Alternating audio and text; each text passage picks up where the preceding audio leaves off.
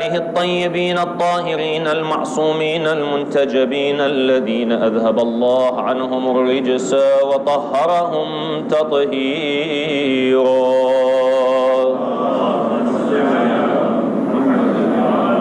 واللعنة الدائمة على أعدائهم أجمعين إلى قيام يوم الدين. السلام عليك يا مولاي يا أبا عبد الله. السلام عليك يا ابن رسول الله يا غريب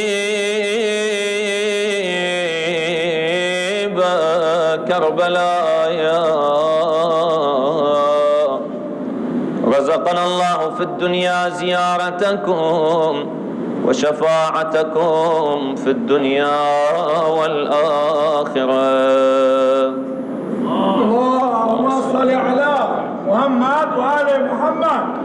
أما بعد، فقد قال الله تبارك وتعالى في كتابه المجيد وقرآنه الحميد وقوله الحق: أعوذ بالله من الشيطان الرجيم. بسم الله الرحمن الرحيم.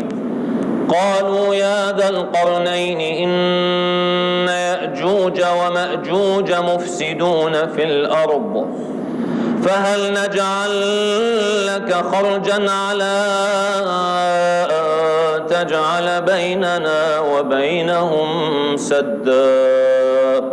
صدق الله العلي العظيم. صلوا على محمد وآل محمد. اللهم صل على محمد وآل محمد وعجل فرجهم. The Quran gives us beautiful examples about every aspect of our life. Allah says, "Ma farratna fil kitabi min shay." We did not leave anything out of this book. However, who understands it? Who knows all these ahkam?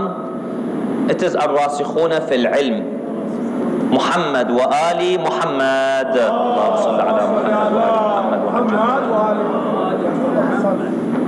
From their ahadith, from their interpretations, we understand the lessons and some of those deeper meanings of the Holy Quran. In this particular incident, Allah subhanahu wa ta'ala is mentioning Dhul Qarnayn. Of course, many lessons can be derived. We will focus on the following. In every society, if you want to have success, first of all, you have to identify the factors that would hinder the success of the society, and then try to work on those so that you can then become successful. In addition to this, you have to work towards a goal. You have to identify a goal. Second, you have to have a plan. Third, you have to have the patience, the perseverance. Fourth, you have to have the support. The support. These are factors to be successful. If you don't have a goal, then you're just working in the dark. If there is no particular specific thing you want to achieve, you're not going to do it. If there is no plan, again, it's not going to be successful. A few years ago, there was a climate change movement, and we still see that kind of movement. But a few years ago, they were in London, and they camped on Oxford Street, which is a very busy street in London. They stopped all the traffic, everything, and they stayed for about 2-3 weeks, disturbing traffic. The police came. They said, "What do you want?" They said, "We want to change to climate change. We want to have some roles towards climate change." How? We don't know. We are just protesting here. So the police then told them, "Okay, fine, instead of protesting here, we'll give you a park. You can go to that park, so instead of disturbing the traffic and everything, move towards the park." There you can do as much demonstration as you want. There's no plan. And therefore, nothing really happened. No materialistic outcome. There was a goal. They wanted to have a climate change, but there was no plan. How are you going to achieve it? Through these demonstrations, but what are you going to achieve afterwards? So there have to be a plan. And then, of course, in order to execute the plan, you have to have patience and perseverance. Sabr. Inna Allah ma'a as-sabirin. Sabr is extremely important. Patience and perseverance means consistency. You have to keep on trying, keep on working. Okay. And third, you have to have, and fourth, you have to have the supporters. You have to have people with you. In the story of Dhul Qarnayn, we find that he came to a group of people, to a community. This community, they had a problem. Apparently, financially they were good. They had resources. However, they had a threat. There was a lack of security from this community, this group called Ya'juj and Ma'juj. Now, who are they? Where do they come from? This is not the discussion tonight. Okay. Nonetheless, there was an exterior threat. When you have exterior threat, it is difficult to progress. If you live in an environment of fear, you cannot progress because you're constantly worried about your own safety, your own security. There are people today living in parts of the world, unfortunately, where there are bombs, lack of security, lack of peace. When you talk to such people, they say, I go to work, I don't know if I'm coming back at home. When you're living in such kind of environment, do you really think that you can be productive if you're living under this kind of fear? And same thing when you are also lacking resources, lacking food, for example. In this country, there are people who sometimes have to travel miles just to have access to water, clean drinking water, correct? If you're going to be spending miles of your day, hours of your day just accessing water, when will you have time then for development, for enhancement, for improvement? That's why Allah subhanahu wa ta'ala, when He talks to Quraysh, He says the ni'mah that we've given Quraysh, الَّذِي أَطْعَمَهُم مِّن جُوعٍ وَآمَنَهُم مِّن خَوْفٍ. He fed them, so give them that need, fulfilled that need for them, and He fulfilled the need of security. One American psychologist by the name of Abraham Maslow, he tried to study why are some people successful.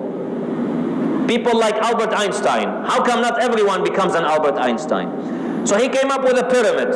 He says there are some necessities that you have to fulfill. The first necessity are the physiological needs. Your food, water, drinking. If you don't have this, then it's difficult to succeed in life because you're constantly worried. If you're hungry, how can you produce? Okay. Second, he says security. You need security. That's the second. So the base of the pyramid is your physiological needs. The second on the pyramid is your you have to have security. You have to have peace. Then you can concentrate. The third, he says, is you need that love, belonging, that family bonding. You need friendship, because the human being is a social being. If you put him in isolation, that's why in some countries in the world today, when they want to punish someone, they put them in social isolation. Solitary confinement. When they want to punish someone, in prisons, they put him alone, single in the prison. That's one form of punishment. He can't see people, he doesn't talk to any people, and that's why in some countries they have banned this. They said it's illegal because it's torture. Okay. So a human being is a social being. He needs that sense of belonging. Fourth, he says that the person needs assurance. Meaning that people, when he feels that he's doing good and he's getting that feedback, it drives him, it motivates him. Okay.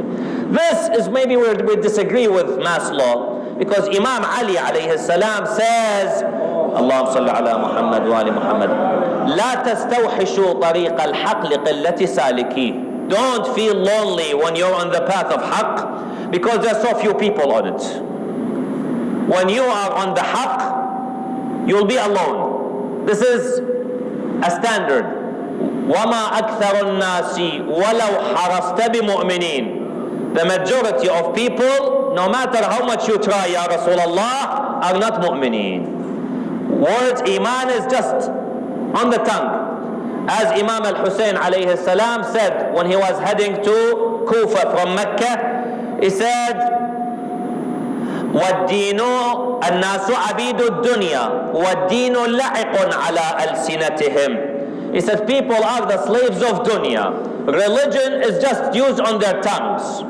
However, إِذَا مُحِّصُوا بِالْبَلَاءِ, when they are tested, given a difficulty test, قَلَّتْ دَيَّانُونَ. That's when you find very few people who will stay on the Sirat al-Mustaqim. Okay.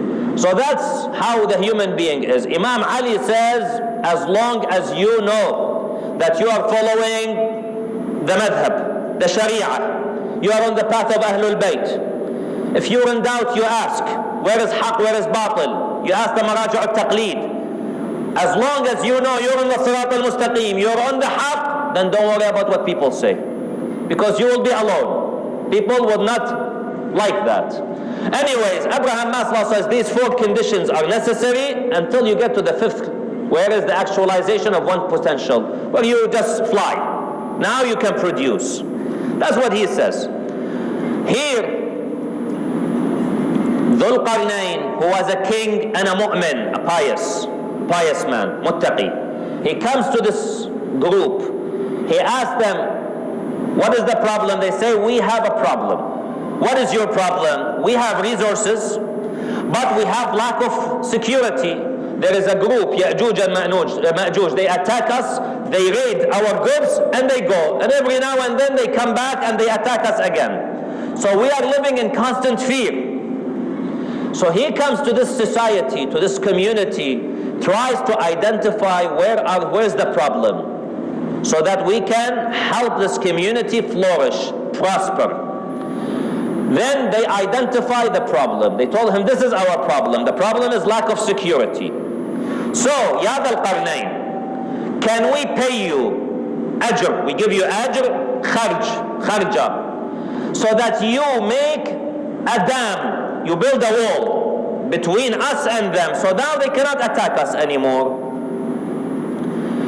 قال ما مكنني ربي فيه خير. He said, whatever Allah has given me is plenty, alhamdulillah. I don't need whatever money you want to give me. I don't need that money. I don't need your ajr. He was a king himself, the king who ruled the east and the west, Dhul Qarnayn. So I don't need your money. However, what do I need? فَأَعِينُونِي. I need your help, your assistance. The goal here, the goal is to stop Ya'juj and Ma'juj from attacking. The goal has been identified. The plan, we are going to build a wall, a dam, a sed. Okay. The third, well, we have to have the patience, the strength, the unity. You have to help me. The fourth, and that will result then into what you want. Not only will I build you a sed, as the ayah says, أَجْعَلْ بَيْنَكُمْ وَبَيْنَهُمْ رَدْمًا. Radma means a very solid wall. Yani I'm not only going to do the job for you, I'll do a perfect job for you. So then they built a very strong wall made of iron, and he covered the iron with copper so that it does not rust. So he covered the whole thing, and he made it, he built it. So they had to go dig the iron. They did not know all this. He taught them. He said, go dig, find iron. So they dug the iron. Then how do you put the iron together? How you melt it together? How you shape it together? How you engineer it together? That's all was done under his instructions. And then you don't just build an iron wall and leave it. After a few years it rusts and it all deteriorates and comes down. You have to do a good job. The Prophet says, رَحِمَ اللَّهُ امْرِئٍ عَمِلَ عَمَلًا فَأَتْقَنَهُ. May Allah have mercy on one who does a good job but does it well. Don't do haphazard. So he does it well, he covers it all with copper, and he leaves. And then when the Ya'juj and Ma'juj comes, they were unable to attack. We learn from Ahlul Bayt alayhim wassalam, brothers and sisters, that this is an important criteria for success. Ahlul Bayt salamullahi alayhim, from Rasulullah sallallahu alayhi wa alayhi to our Imam ajjalallahu ta'ala farajahu sharif. You find each one of them had a role to play, depending on the time that they lived in. What are the dynamics? What is the situation? What are the needs? What are the problems? How can we solve it? Imam al-Hasan, for example, salamullahi alayhi, had to do a peace treaty.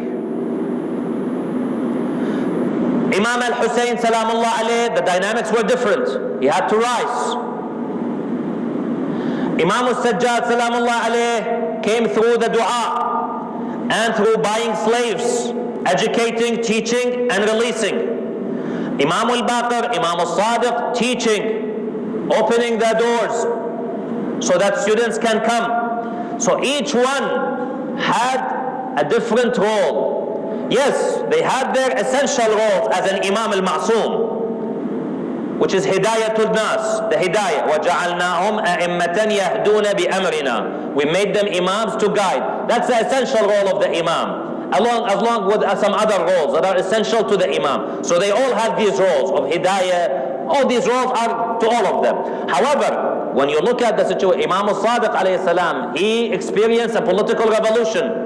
The Abbasis were rising against the Umayyads. How do you deal in such a situation? What is the responsibility? What are the visions? What are the goals? What are the plans?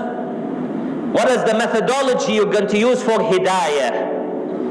So here, my brothers and sisters, these are important lessons we learn from Ahlul Bayt. Today, in this day and age then, what are some of the problems that are facing us, the community?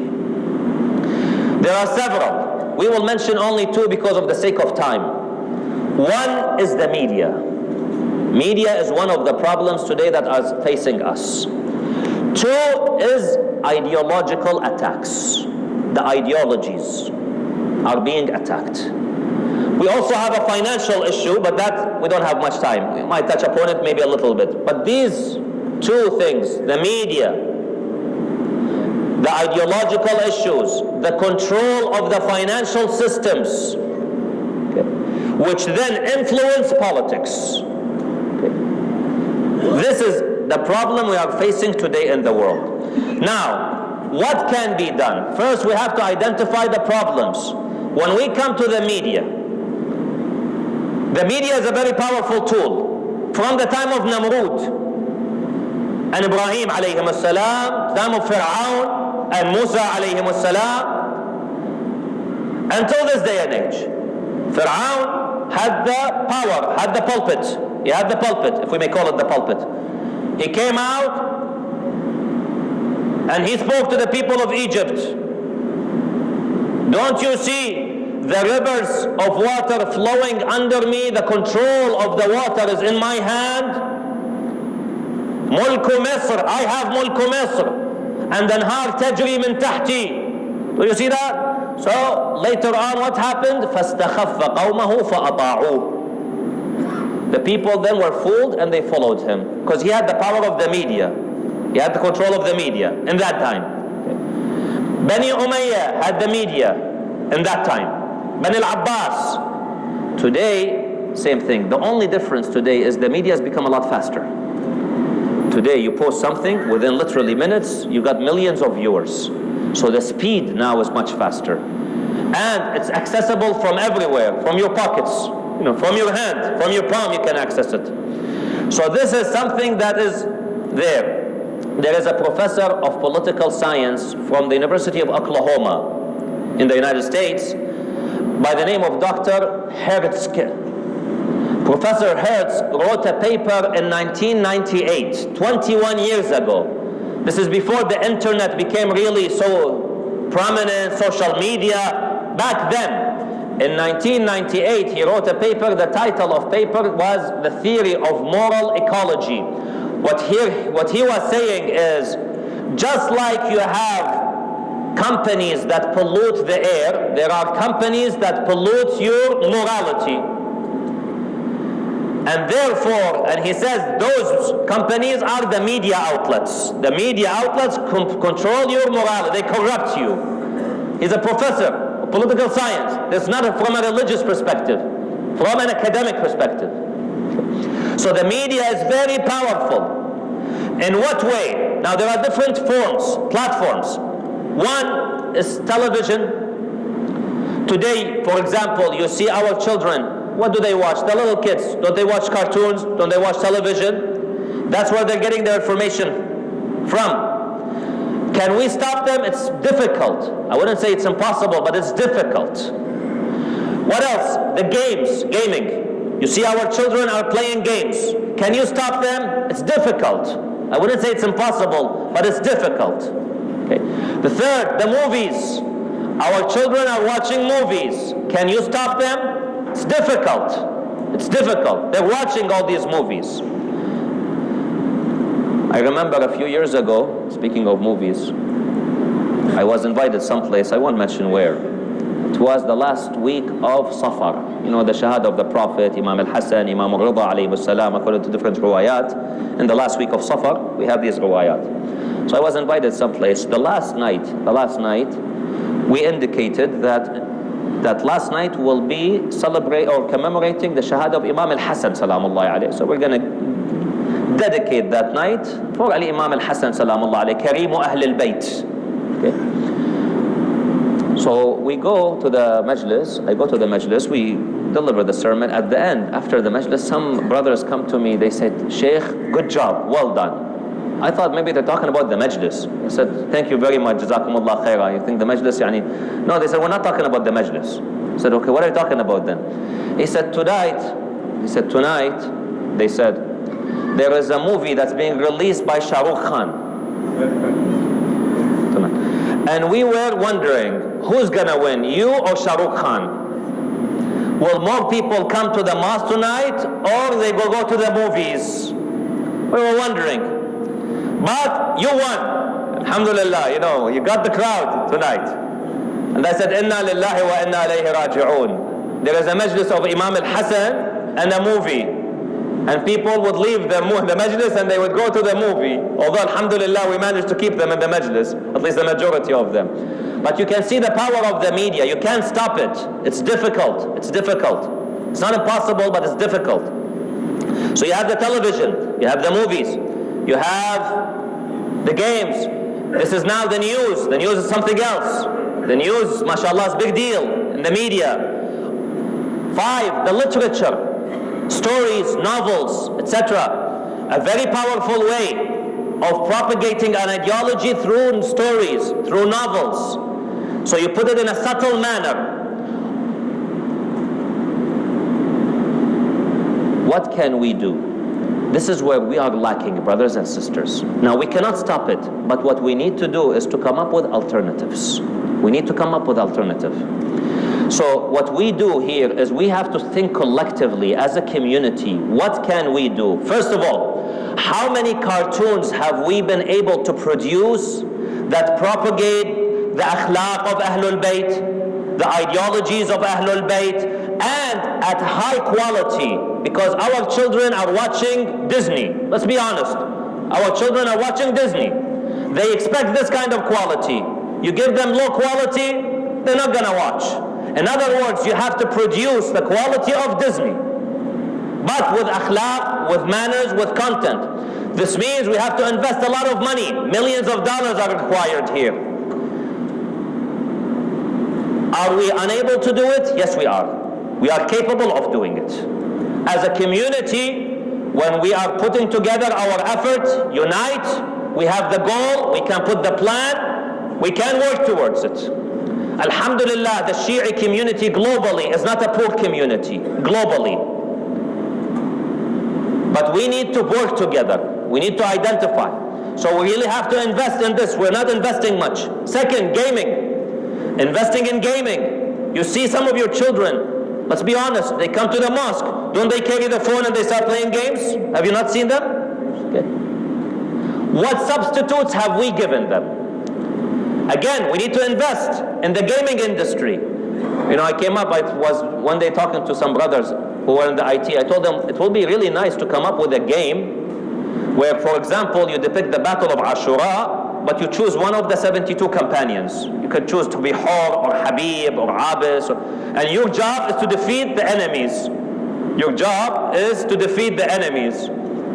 And then, if you pray 2 rak'at namaz, you get bonus points, for example. If you do this, for example, good act of charity, if you bring water, this way you're getting some alternative to these children so that they get engaged, for example. That's one example. There are so many other examples. People can come up with ideas. There's just ideas here. The gaming. We need to start investing in movies. We need to start investing into novels. Those of you who have teenagers and they want to read a novel, really, the options are very limited. If you have a teenager, son or grandson or granddaughter, and he says, I want to read a novel, what are the options? Fiction, not real, fiction.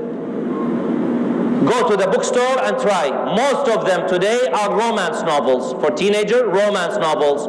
They contain, for example, material that is not akhlaqi, let alone religious. If it's not religious, akhlaq. It's against the akhlaq. Drinking, romance, etc. Language is very bad language. See the language. Do we have a substitute? Why not? Why don't we initiate, for example, a novel literature competition where we say the grand prize, for example, $10,000. The second prize, $5,000, for example. And so we get people to start writing novels, fictional novels, but with moral themes. They don't have to be religious, but morally inclined. Hidden, implicit messages about morality, akhlaq, the themes of Ahlul Bayt. Like the Imam alayhi salam saying, "Kunu du'atan lana bighayri alsinatikum." Invite people to us without using your tongues. That's one of the ways. We can initiate this. We need to start doing some things like this. You see all that, my brothers? That's where we were lacking in here. This is something we need to start working on. Academics. Today in the academic world, how much has been written about Ahlul Bayt alayhim salam academically, by the way? You'll be surprised. Very little. I just finished my thesis. I wrote a thesis, my PhD thesis, on Nahjul Balagha. The first thesis written on Nahjul Balagha in 1979 and was not published. The second one in 1994 and was not published, and mine is the third one. In English. In English, Nahjul Balagha, this important book, not much has been written about it. Sahif al-Sajjadiyya, not much has been written about it. In terms of academia in English, we are lacking way behind. That's why we need now to start thinking about this. These are the problems we're facing. So these are the media problems, the media issue. That this is where we can start really investing time and money into this and resources to try to educate our communities. And then very briefly, I mentioned ideological war. There is so much ideological war. If you want, I don't have much time because my time is almost up. Read a book written by a professor at Columbia University. His name is Joseph Massad. The professor is Joseph Massad. The book's name is Islam in Liberalism. Islam in Liberalism. Go read that book if you wish. He will document, it's documented evidence as to how the British and the French, since 300 years ago, have been targeting Muslims and Islamic belief. Since 300 years ago, documents. This is not conspiracy theory.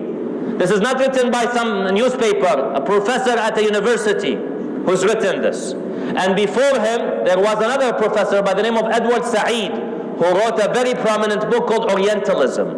You can read those two books if you wish. You see how there is a target on our ideology, on Islam, very systematic, very systematic. What we need then is we need to counter this attack. It's difficult. It's like fish that swims against the tide.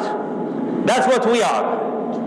But it's not impossible. Ahlul Bayt alayhim salam, they maintained scholars. Few, but these few were the ones who propagated the message. We need to teach our children the love of Ahlul Bayt alayhim salam by using that first tool, the media tool, cartoons, games, whatever, and then we teach them Quran, we teach them, for example, the love of Ahlul Bayt, to love Ahlul Bayt, taking them for ziyarah, by teaching them to respect Marja'iyya, because that's another attack on the Shia world today. Respecting Marja'iyya. These are ways we can also help our youth to combat these ideological issues that we are facing. It's difficult. And then there is also financial, there is also, of course, other issues, but we don't have much time. We have to identify the problems. We gotta solve. We have intellectuals in the Shia community, in the Muslim world. There are many. What we need now is to help, channel resources, develop visions, develop goals. And that's what we need. The Marja'iyya is doing its job. May Allah bless the Marja'iyya. And bless our ulama. May Allah bless them all, inshallah. They're doing a very good job, a hard job. But like they say, one hand cannot clap. You need two hands. Like Dhul Qarnayn says, A'inuni, help me and I'll build you this dam. Today we have a Ya'juj and Ma'juj, but it's in the different form. It's in the form of ideological attacks. It's in the form of media attacks, religious attacks. That's our Ya'juj and Ma'juj of today. So we want that wall. But in order to do it, we need to unite. We need to work together. And it's not easy. You look at Ahlul Bayt alayhim as-salam, how much they suffered, salamullahi alayhim. Imam al-Sadiq, he had 4,000 students in the city of Medina. One day Harun al-Rashid, al-Mansur, Abu Ja'far al-Mansur wants to go for Hajj. After Hajj, he wanted to go to Medina. He told his minister, Al-Rabi', he said to him, when we go to Medina, remind me to arrest Ja'far ibn Muhammad. Remind, or else I will arrest you. So when we arrived to Medina, Rabi' says, I reminded Al-Mansur, the Khalifa, don't forget to arrest Ja'far. He said, oh, good, you reminded me. Go get him to me and hold him like this and drag him on the street of Medina. That's how I want you. I'tini bihi mashuba. Drag him. So Rabi' goes, knocks on the door of the Imam, salamullahi alayhi. Imam opens the door. Yes. He said, Amirul Mu'mineen, the Khalifa, the title they give him, is calling you. He says that you should come with me. He said, okay. He said, but he asked me to drag you, yani not just take you like this. The Imam said, here, what can you do? So imagine the Imam, 4,000 students in Medina, is being dragged in front of people. Imagine they bring a alim, marju' taqleed, for example, today, and they drag him on the street. How would you feel? Imagine, this is alim, this is Imam al-Sadiq, salamullahi alayhi. Look at the difficulties Ahlul Bayt had to endure, the problems they had to endure to save this madhab. It wasn't easy, brothers and sisters, it wasn't easy. So they take him, and he takes him to the Khalifa, and things happen there until the Khalifa releases him. Okay. Another time, the Khalifa orders the houses of Bani Hashim to be burnt. To be burnt. So they come to the house of Imam al-Sadiq alayhi salam and the houses of Bani Hashim, and they throw fire at them. They throw fire in the house of Imam al-Sadiq salamullahi alayhi. So Imam al-Sadiq alayhi salam, when he sees the fire, his women, his children, they see the fire, they start getting scared, shouting. They start going from one room to another room, they get scared, the women, the children. Imam al-Sadiq alayhi salam started walking over the fire. قلنا يا نار كوني بردا وسلاما. He said, أنا ابن إبراهيم خليل الله, أنا ابن إسماعيل ذبيح الله, أنا ابن محمد حبيب الله, أنا ابن علي ولي الله. And then as he was walking, the fire then turned off. The next day, some of the Shia came to visit the Imam salamullahi alayhi, to offer him condolences, on this attack on the house of the Imam. They found him weeping, crying loudly. Kana yasrukh, was crying loudly. They said, Ya ibn Rasulillah, are you crying because of the attack of those people on your house? with them and their lack of respect to you? Is that what's making you cry? He said, no. They said, then what is making you cry in such a state, Ya ibn Rasulullah? You are crying, you're weeping. He said, when they threw the fire in the court of my house, I saw my women, my children getting scared. They started running away from the fire. They started going from one room to another room. And this is with me being with them. I am with them. I am looking after them. I am taking care of them. I remembered the children of my grandfather, Al-Imam Al-Hussein alayhi salam, on the day of Ashura, as the tents were burning, and Imam Al-Hussein alayhi salam was killed at that time. What state was my Amma Zainab in? What state were the children, Sukaina, Ruqayya, Fatima? How were they running? I was with my family and they were so scared. They were running scared. Those did not have any man with them except Imam al-Sajjad, who was ill. Hamid ibn Muslim, one of the enemies, says, I saw a lady standing by a tent and the fire is surrounding her from all sides. I told her, lady, the fire is catching onto your clothes. She looked at me and she said, Ya zalim, ana ara an-nar, walakin lana alilun fi wasat hadhihi al-khayma. I see the fire, but we have an ill man in this tent. I have to protect him. I have to look after him. So then she started running after the children of Al-Imam Al-Hussein, running after them, gathering them, keeping them away from the fire. And then as she was looking, Sukaina was missing. Where is Sukaina, the daughter of Abi Abdullah? She runs around. She finds the little girl on the body of Al-Imam Al-Hussein alayhi salam, a body covered with arrows, with spears. And the little girl is crying, Aywa Abata, Aywa Husayna. Oh my father, Ya Abu Abdullah. Zainab came to her. She said, my little girl, what are you doing here? She said, Amma Zainab, when they lit the tents up in fire, I thought I will seek refuge in my father. He will protect me. He will look after me. But I found him a body without a head, covered in the arrows and the spears. So I threw myself on his body. I started calling him, but he doesn't answer me, Ya Amma. He's not responding. إنا لله وإنا إليه راجعون وسيعلم الذين ظلموا أي منقلب ينقلبون والعاقبة للمتقين. ارفعوا أيديكم بالدعاء. سمحت السيد، تفضلوا بالدعاء. بفهمك بفهمك مولانا، تفضلوا بالدعاء.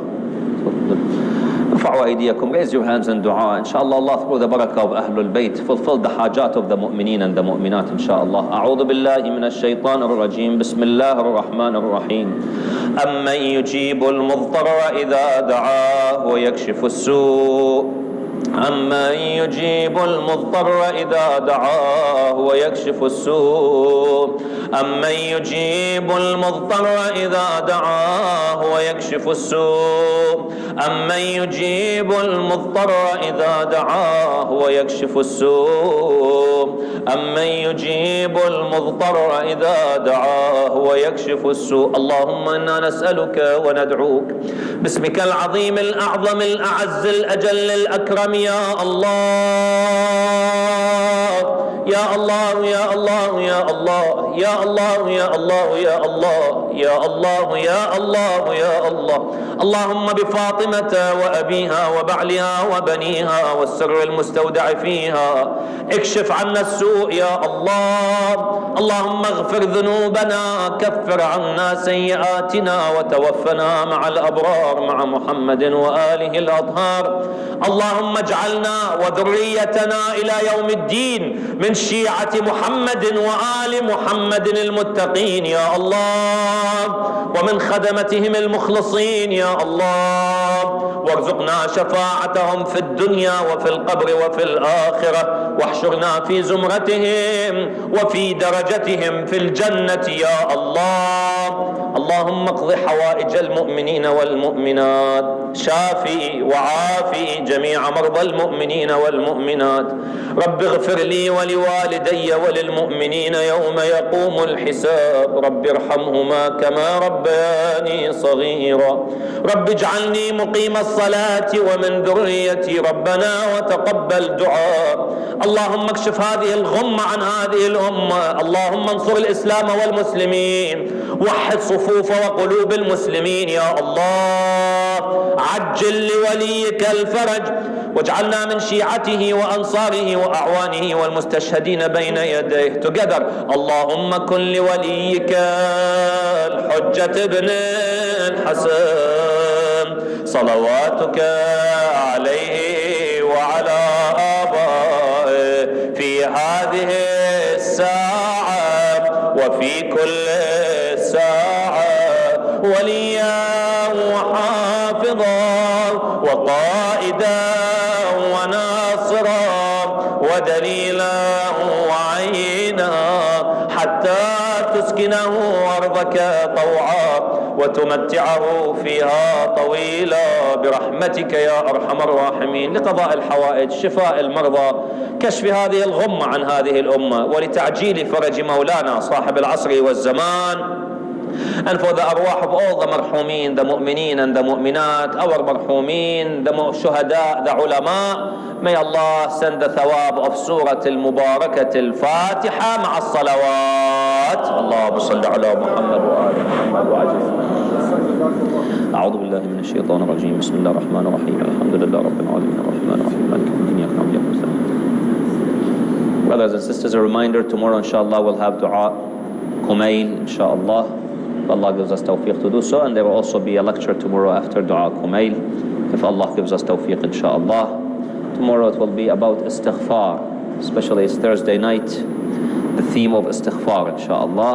And there will be inshallah salat al-jumu'ah if Allah gives us tawfiq, where we'll talk about unity ya mu'mineen wa ya mu'minat. So inshallah try to attend salat al-jumu'ah. Jazakumullah khaira. Sallu ala Muhammad wa ali Muhammad. Allahumma salli ala Muhammad.